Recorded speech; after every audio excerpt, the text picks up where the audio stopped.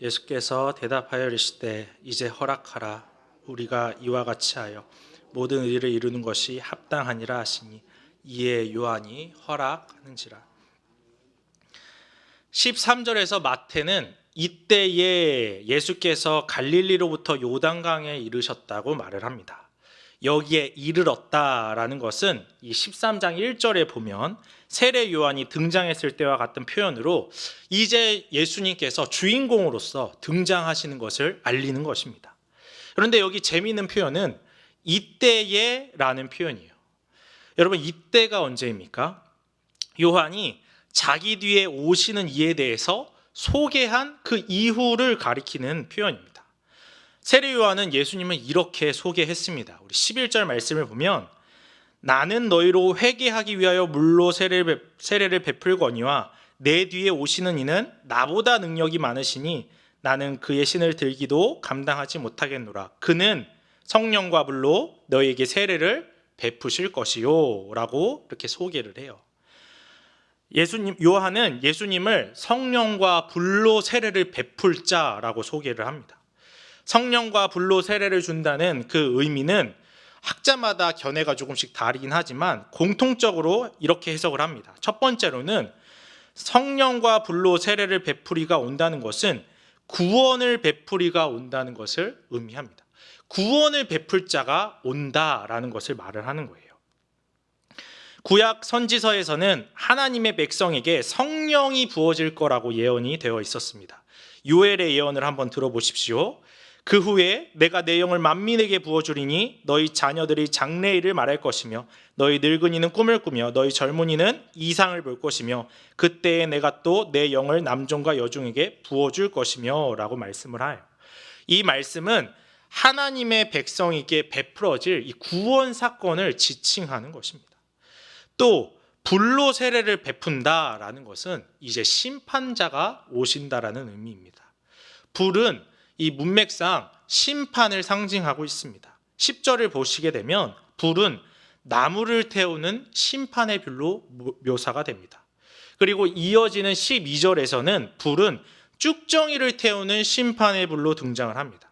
정리를 하면 이 요한은 자기의 뒤를 이어서 메시아가 오시는데 그분은 성령과 불로 세례를 베풀어서 의인에게는 구원을 주고 악인에게는 심판할 거라고 그렇게 선포한 것입니다. 성도 여러분, 이 말을 들은 사람들이 이 성령과 불로 세례를 베푸실 이에 대해서 얼마나 기대했겠습니까? 당시 마태복음을 읽는 1차 독자들의 입장에서 여러분 얼마나 이 기대에 부풀었겠습니까? 드디어 왕이 온다. 드디어 우리를 구원하고 드디어 우리를 악인들을 심판할 그런 구원자가 오시는구나 라고 기대했습니다. 그런데 13절의 표현이 굉장히 재미있습니다. 우리 13절 다시 한번 읽어보겠습니다. 시작. 이때에 예수께서 갈릴리로부터 요단강에 이르러 요한에게 세례를 받으려 하시니, 우리가 이 구절을 대할 때 사실 아무 거리낌이 없지만 유대인들에게는 약간 실망스럽고 좀 불편한 구절이었어요. 왜냐하면 예수님의 출신 때문이었습니다. 여기서 보면 예수님을 갈릴리 출신으로 표현합니다. 실제로 예수님은 갈릴리 나사렛 출신이죠.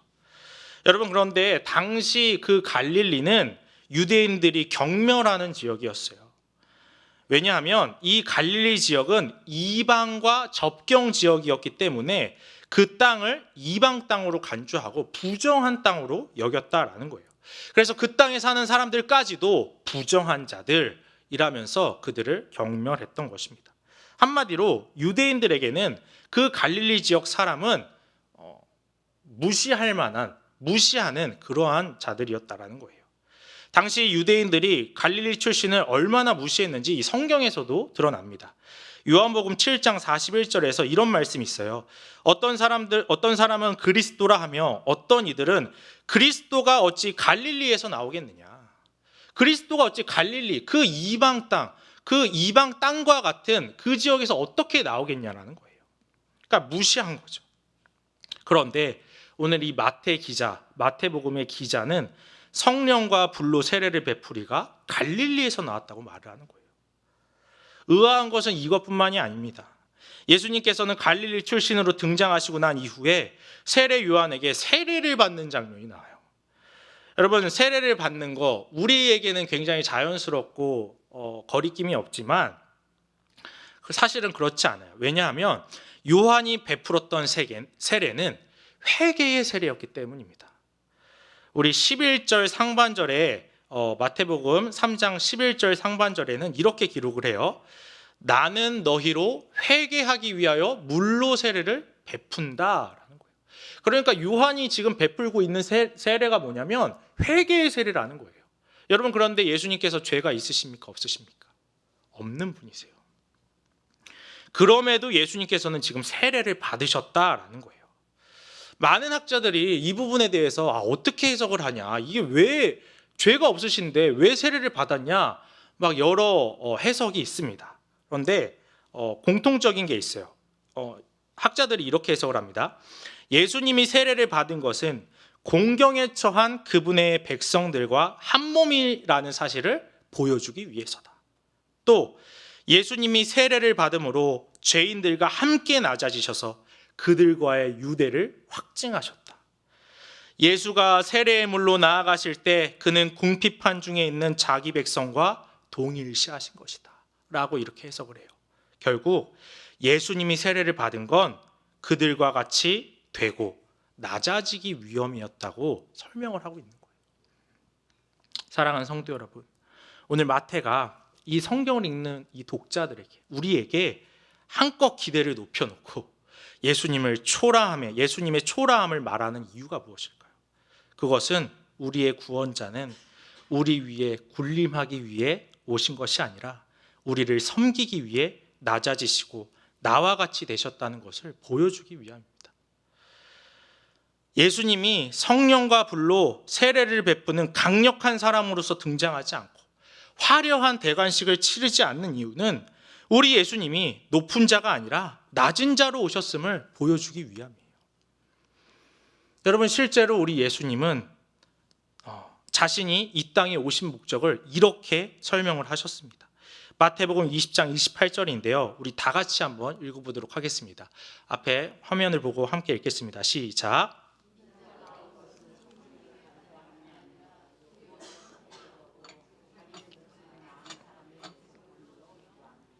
아멘. 그렇다면 우리는 이런 질문이 생길 수가 있어요. 굳이 예수님께서 낮은 자로 오실 필요가 있었을까 하는 질문이에요. 여러분, 혹시 이런 거 생각해 보신 적 있으십니까? 네, 저는 생각을 했기 때문에 여러분한테 말씀을 드리는데 생각을 한번 해보시기 바랍니다. 정복자로서 오셔도, 정말 강력한 자로 오셔도 사람들을 구원할 수 있고 또 강력한 힘을 가진 메시아로 오셨으면 따르는 사람도 더 많지 않았을까요?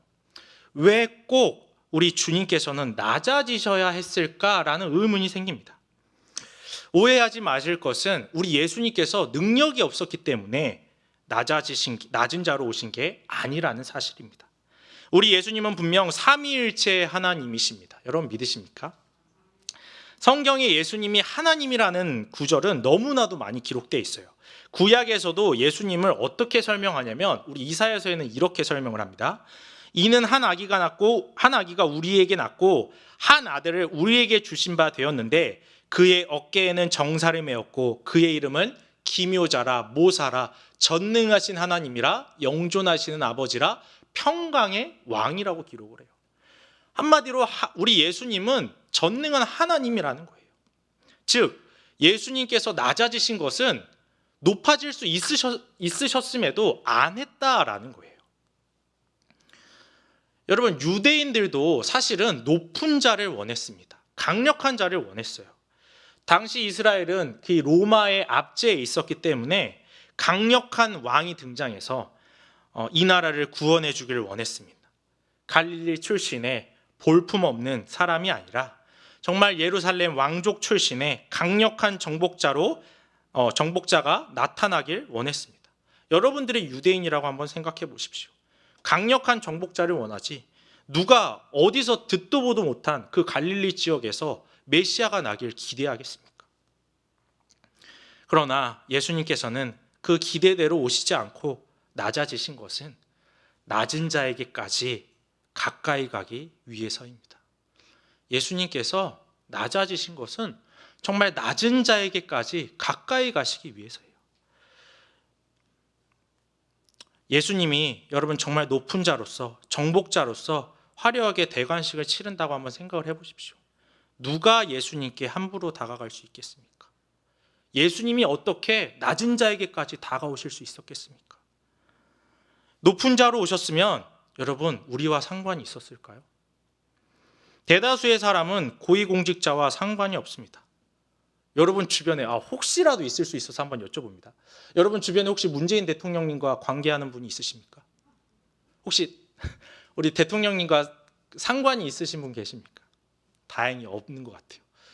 그러니까 대다수의 사람은 사실 그 높은 자랑 관계가 없어요. 예수님께서도 내가 높은 자로 왔다면 우리와 상관이 없다고 말씀을 하셨어요. 여러분 요한의 말을 한번 들어보십시오. 요한복음 13장 8절에 베드로가 이르되 내 발을 절대로 씻지 못하시리이다. 예수께서 대답하시되 내가 너를 씻어주지 아니하면 네가 나와 상관이 없다. 예수님께서 이 베드로의 발을 닦아주시려 할 때 베드로가 이렇게 말하는 거예요.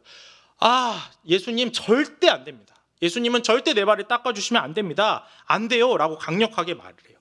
여러분 베드로가 왜 이렇게까지 강력하게 말한 줄 아십니까? 당시 남의 발을 씻어준다는 건 정말 부정한 일이었기 때문이에요. 그것은 낮은 자 혹은 종만이 그 일을 했던 것이었기 때문입니다.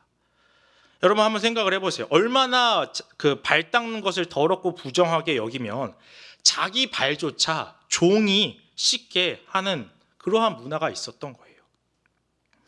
남의 발을 닦아준다는 것은 그냥 단순한 의미가 아니라 자신이 종임을 나타내는 거예요. 제자들의 발을 닦아준다는 건 예수님이 제자들의 종이라는 것을 나타내기 때문에 베드로가 강력하게 거부한 겁니다. 그런데 예수님의 대답이 너무나도 놀라워요. 내가 너를 씻어주지 않으면 네가 나와 상관이 없다.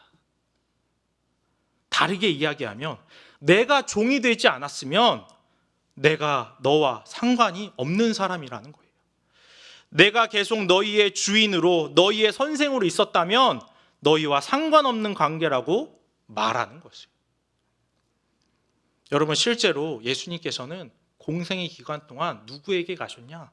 소외되고 병들고 낮은 자에게로 가셨어요. 마태복음 9장 11절에서 12절에서 바리새인들이 보고 그의 제자들에게 이르되 어찌하여 너희 선생은 세리와 죄인들과 함께 잡수시느냐? 예수께서 들으시고 이르시되 건강한 자에게는 의사가 쓸데없고 병든 자에게라야 쓸데가 있느니라. 여러분 예수님께서 늘 어디로 가셨어요? 여러분 당시 세리들 매국노였습니다. 여러분들 매국노에게 다가가실 수 있습니까? 죄인들, 병자들, 천한자들 다 소외된 자들이었어요. 오늘날도 사실 이러한 자들에게 다가가기가 어려운데 높은 사람이 여러분 감히 다가갈 수 있었을까요?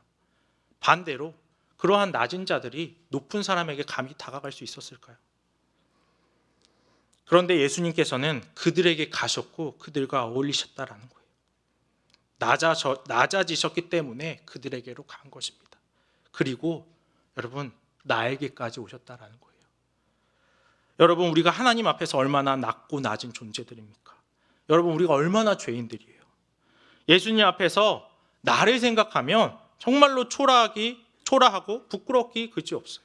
그런데 우리 예수님께서는 나 같은 죄인에게까지 오시기 위해서 낮아지셨다라는 것입니다.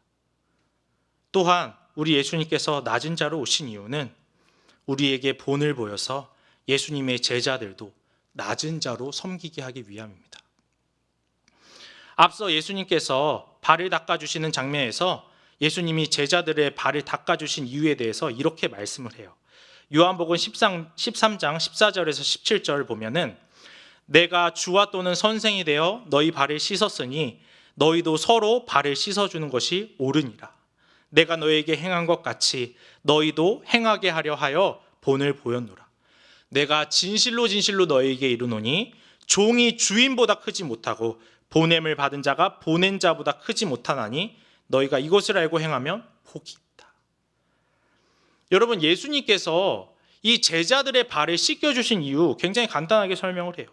내가 너희에게 행한 것 같이 너희도 행하게 하려 하여 본을 보이셨다라는 거예요. 그러면서 제자들도 낮아져야 하는 그 당위성에 대해서 이렇게 설명을 합니다. 너희가 나를 주라 또는 선생이라고 말한다. 맞다. 나는 너희의 주인이다. 너희는 나의 종들이다. 그런데 내가 주인이지만 내가 너희의 종과 같이 되어서 너희의 발을 씻겨주었다. 그런데 그렇다면 너희도 나의 종들이니까 스스로가 종이 되어서 타인에게, 이웃에게 낮아져서 섬기는 것이 마땅하다라고 말을 하는 거예요. 주인인 내가 스스로 낮아져서 너희의 종이 되어서 내가 너희의 발을 씻어줬으니까 종인 너희들도 당연히 낮아져서, 더 낮아져서 섬김을 받아야 하는 자들에게 가서 섬기라고, 낮아져서 섬겨야 한다고 그렇게 말을 하시는 거예요. 여러분, 예수님께서는 섬기기 위해 낮아졌어요. 어떤 분들은 낮아지지 않아도 섬길 수 있다고 말을 합니다. 그렇죠? 맞습니다. 그러나 낮아짐 없이 순수한 섬김은 사실상 불가능합니다. 여러분 한번 생각해 보세요. 모든 섬김에는 대가를 기대하기 마련이에요. 서비스업에 종사하는 모든 사람들은 대가를 받고 섬깁니다. 어느 누가 대가 없이 서비스를 해달라고 할 때 누가 할 수 있겠습니까? 하다못해 저만 해도 우리 부모님을 섬길 때, 어렸을 때를 말하는 겁니다. 어렸을 때 우리 부모님이 안마 좀 해라라고 하면 돈 받고 했습니다. 네. 얼마를 주면 내가 안마 해줄게. 이렇듯 자식조차도 부모를 섬길 때 대가를 바라고 섬겨요. 이유 없는 섬김은 별로 없습니다. 그러나 유일하게 대가 없이 섬길 그 방법은 내가 낮아졌을 때예요. 종이 된다면 여러분 대가를 바라지 않습니다. 실제로 종은 자신이 종의 일을 하면서 대가를 바라지 않아요. 이런 거죠. 주인님, 제가 주인님의 발을 닦아줬으니까 돈 주십시오 라고 할 종은 아무도 없습니다. 주인님, 저는 이렇게 주인의 발을 닦습니다. 인정해 주십시오 라고 할 종은 아무도 없는 거예요. 종이란 그런 거예요. 그런데 예수님께서 직접 종이 되셔서 제자들에게 그 종의 모습으로 섬기라 라고 하시는 겁니다. 이 시간 우리가 두 가지를 한번 점검해 봤으면 좋겠습니다. 먼저는 여러분은 정말 어떤 메시아를 원하고 계십니까? 성령과 불로 세례를 베풀리 내 삶 가운데서 정말 강력하게 역사하실 그 예수님만을 원하고 있지는 않습니까? 기대대로 찾아오지 않는 우리 그 예수님 때문에 실망하고 내 기대를 충족시키지 않는 그 주님의 무능에 여러분 원망하고 있지는 않습니까? 주님의 낮아짐으로 나에게까지 오신 것을 생각하지 않고 그저 내 기대만을 바라고 말하고 있지는 않습니까? 두 번째로 우리가 섬김에는 관심이 없고 높아지고 섬김받는 것에만 관심을 가지고 있지는 않습니까? 어떻게 하면 내 이웃을 섬길까 생각하는 것이 아니라 누가 나를 섬겨줄까? 내가 나이를 이만큼 먹었는데 내 직분이 이런데 내 사회적 지위가 이런데 내가 누군가를 섬겨야 하나? 알아서 센스 있게 섬겨줄 사람이 없는지 여러분 혹시 찾고 계시지 않습니까? 이 시간 우리 말씀에 비추어서 자기 자신을 한번 돌아보시기를 바랍니다. 그리고 예수님을 보면서 여러분 낮아지시기 바랍니다. 우리의 주인이신 예수님께서 종을 자처하셨습니다. 여러분 주인보다 종이 클 수 없고 보냄을 받은 자가 보낸 자보다 클 수가 없어요. 우리가 예수님보다 자금을 인정한다면, 우리가 그분의 종임을 인정한다면 여러분 우리가 다른 사람의 종이 되어야 하는 거예요. 종이 된다는 거 정말 실로 거북합니다. 저도 종이 되고 싶지 않습니다. 그러나 실제로 예수님의 본을 따라서 사람에게 종된 그리스도인이 있었습니다. 바로 바울입니다. 고린도전서 9장 19절에 이렇게 바울이 말을 해요. 내가 모든 사람에게서 자유로우나 스스로 모든 사람에게 종이 된 것은 더 많은 사람을 얻고자 함이라. 여러분, 바울 더 많은 사람을 얻고자 그들을 섬기고자 스스로 종이 됐어요. 사도의 직분을 가졌음에도, 누구보다 지식이 뛰어났음에도, 로마의 시민권을 가지고 있었음에도 바울은 스스로 종이 되기를 선택했습니다. 우리도 내가 가진 직분, 내가 가진 사회적 지위, 나이를 내려놓고 여러분 낮아지시기를 바랍니다. 오해하지 말 것은 우리가 타인의 말에 복종하며 그저 순응하는 존재가 되라는 게 아니라 대가를 바라지 않는 섬김, 섬김을 당연하게 여기는 그러한 사람이 되라는 거예요. 예수님께서 소외되고 죄인에게 다가갔던 것처럼 우리 주변에 다가가야 할 자들에게 여러분 꼭 다가가시기 바랍니다. 여러분, 오늘날 아무도 다가가려 하지 않아요. 누가 와도 우리는 다가가지 않는 그러한 시대에 살고 있습니다. 관심이 현저하게 떨어집니다. 여러분 중에 정말 한 영혼에 관심을 가지고 여러분의 이웃에게 다가가시는 분이 계십니까? 내 주변에 관심과 섬김이 필요한 분에게 여러분 정말 다가가는 분 계세요? 예수님께서 지위고하를 막론하고 다가가시고 나에게까지 오셨던 것 같이 여러분 우리도 다가가셔야 돼요. 구역 내에, 교구 내에 정말 다가갈 자들 너무나도 많이 있음을 보게 됩니다. 여러분 다가가셔야 돼요. 그리고 섬기셔야 돼요. 여러분들 집사의 직분, 집사의 의미를 아십니까? 이 집사의 헬라어를 보면은 그 섬기다와 그 원형이 똑같습니다. 집사와 섬기다, 그 헬라어의 원형이 똑같다라는 거예요. 한마디로 집사는 섬기는 자라는 의미입니다. 물론 교회 내 여러 직분이 있지만 그 기본은 섬김이라는 것입니다. 목회자라고 성도 위에 있는 게 아니라 낮은 곳에서 섬겨야 하는 게 기본이에요. 장로라고 해서, 권사라고 해서 섬김을 졸업하는 게 아니라 더 섬김의 위치에 있는 것입니다. 우리 모두가 낮은 자라고 생각하면 대가를 바라지 않고 섬길 수 있어요. 우리가 스스로 종이 되면 보상을 생각하지 않고 섬길 수 있습니다. 바라기는 스스로 종이 되어 내 이웃을 섬기는 우리 모든 성도님들이 되기를 주님의 이름으로 축복합니다. 두 번째로 오늘 본문은 하나님의 제가를 보여주고 있습니다. 우리 16절에서 17절의 말씀 함께 읽어보겠습니다. 시작.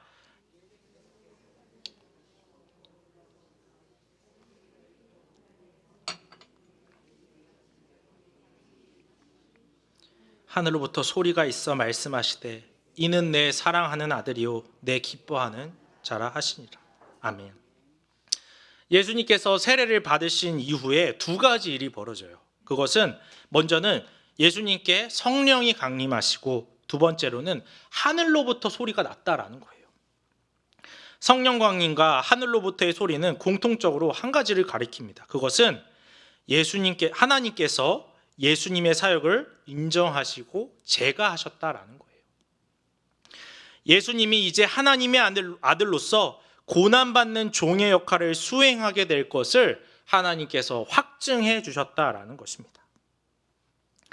우리는 이 본문을 통해서 놀라운 사실 한 가지를 발견하게 됩니다. 그것은 예수님의 낮아짐은 하나님만 알아주는 낮아짐이었다라는 거예요. 그가 이 땅에 낮아지시면서까지 오셨지만 여러분 알아주는 이가 없었어요. 오늘 예수님께서 성령과 불로 세례를 베풀 이로 등장하셨지만 그것을 아는 이가 없었어요. 그가 신으로서 갈릴리 출신으로 오시고 세례를 받음으로 낮아지셨다라는 사실을 알아보는 사람이 없었다라는 거예요. 그래서 요한복음 1장에서는 이것을 어떻게 기록하냐? 요한복음 1장 10절에서 11절은 이렇게 묘사합니다. 그가 세상에 계셨으며 세상은 그로 말미암아 지은 바 되었으되 세상이 그를 알지 못하였고 자기 땅에 오매 자기 백성이 영접하지 아니했다라고 묘사를 해요. 분명히 이 세례의 자리, 예수님의 대관식의 자리였습니다.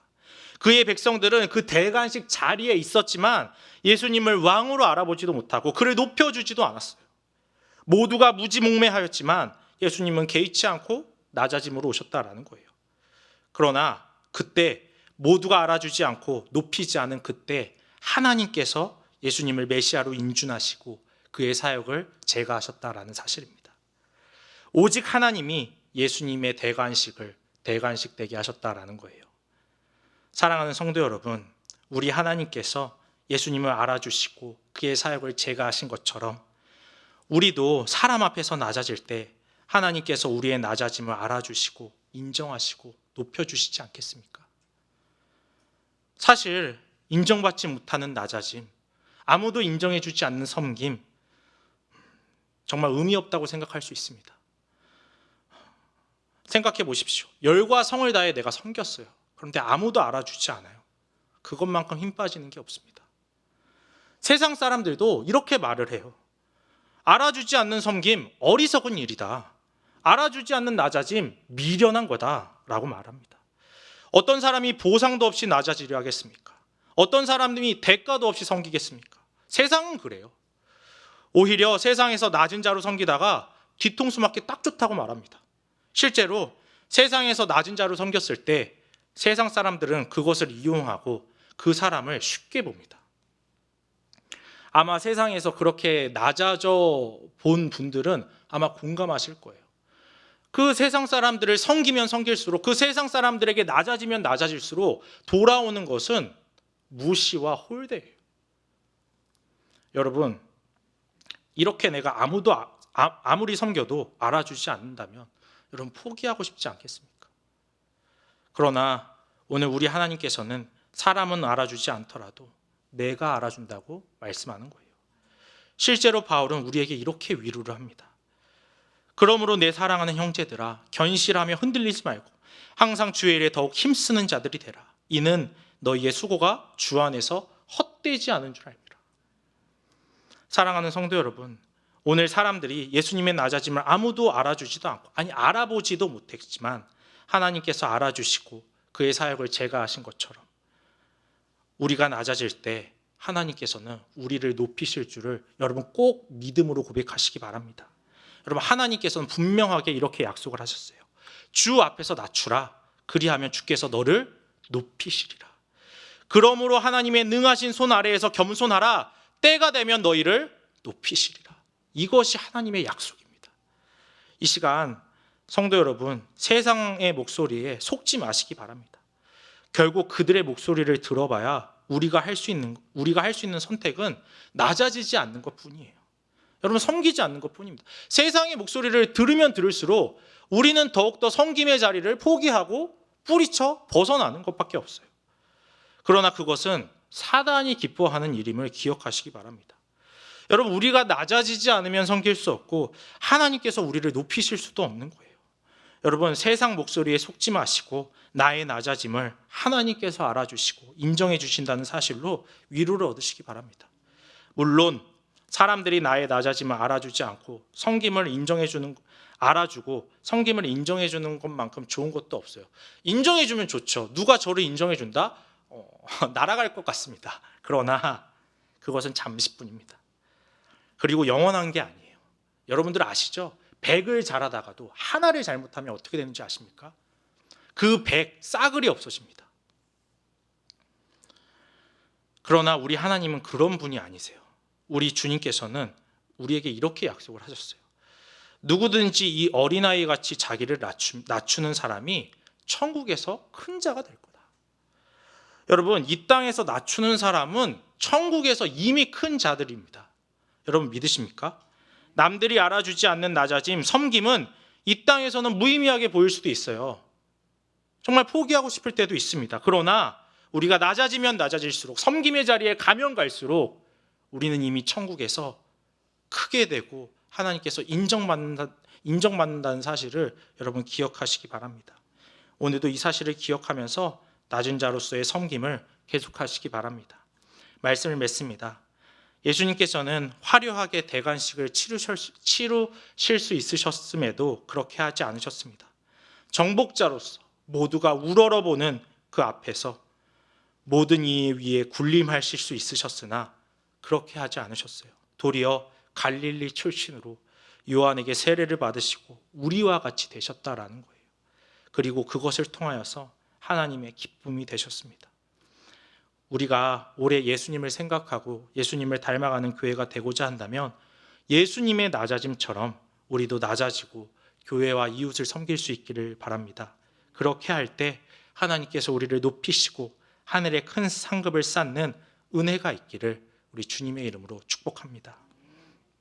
우리 이 시간 함께 통성으로 기도하기를 소원합니다. 말씀을 기억하면서 세상 가운데 우리가 정말 높아지려고만 하지 않았는지, 정말 우리가 다시 한번 낮은 자로서 섬기는 그러한 성도가 될 수 있게 해달라고 기도하시고, 우리가 정말 대가를 바라고 섬기는 것이 아니라 정말 우리가 종된 마음으로 우리의 이웃에게 다가가며 섬길 수 있게 해달라고 기도하시기를 바랍니다. 또한 우리가 섬길 때 세상의 인정과 사람들의 알아줌을 바라며 섬기는 것이 아니라 하나님의 높이심과 하나님의 인정을 바라며 섬길 수 있게 해달라고 이 시간 우리 함께 합심하여서 기도하겠습니다. 하나님 아버지 감사합니다. 오늘도 우리에게 귀한 말씀 허락하여 주시옵시고, 아버지 하나님 오늘 예수님의 대관식을 통하여서 또 예수님께서 세례받는 장면을 통하여서 아버지 우리 예수님께서 우리를 섬기기 위해 낮아지셨음을 하나님 봤습니다.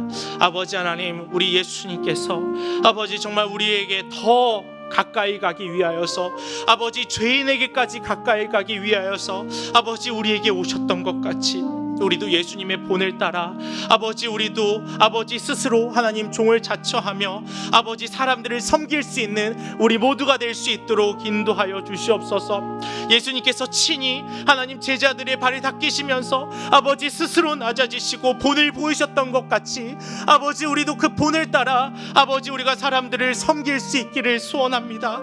아버지 하나님 우리는 여전히 하나님 세상 가운데 높아지려고 하고 하나님 섬김받으려고 하지만 아버지 이제는 다시 한번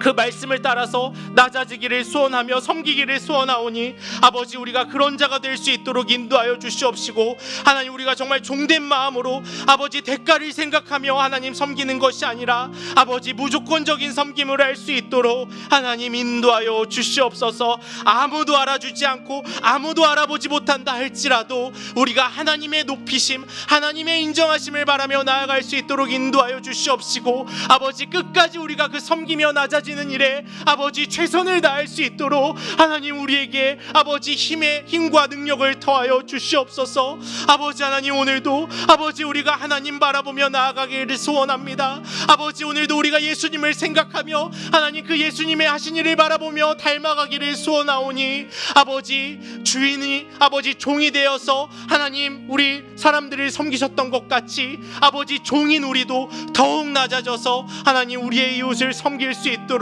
인도하여 주시옵소서. 모든 것을 하나님께서 알아주시옵시고 모든 것 갚아주시옵시고 우리가 섬길 때 천국에서 하나님 큰 상급과 큰 자라는 사실들을 아버지 늘 기억할 수 있도록 하나님 인도하여 주시옵소서. 주여 우리를 붙들어 주시옵소서. 주님께서 우리의 기도를 들으시고 응답하실 것들을 믿음으로 바라보며 예수님의 이름으로 기도드립니다. 아멘.